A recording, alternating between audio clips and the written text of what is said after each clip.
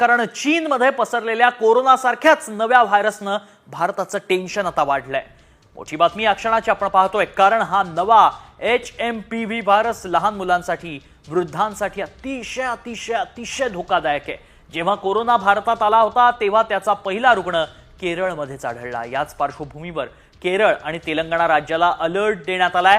रोजगारासाठी केरळचे लोक विविध देशांमध्ये विखुरलेले आहेत आणि त्यामुळे केरळच्या नागरिकांना विशेष खबरदारी घेण्याच्या सूचना देण्यात आल्या आहेत। ज्येष्ठ नागरिक, आजारी लोक तर गर्भवती महिलांना मास्क लावण्याच्या सूचना देण्यात आल्या आहेत।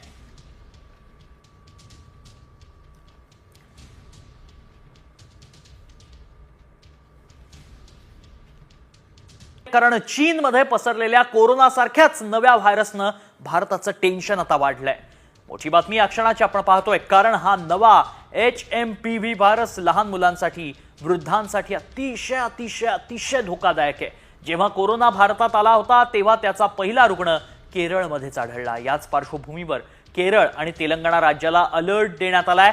रोजगारासाठी केरळचे लोक विविध देशांमध्ये विखुरलेले आहेत आणि त्यामुळे केरळच्या नागरिकांना विशेष खबरदारी घेण्याच्या सूचना देण्यात आल्या आहेत। ज्येष्ठ नागरिक, आजारी लोक तर गर्भवती महिलांना मास्क लावण्याच्या सूचना देण्यात आल्या आहेत।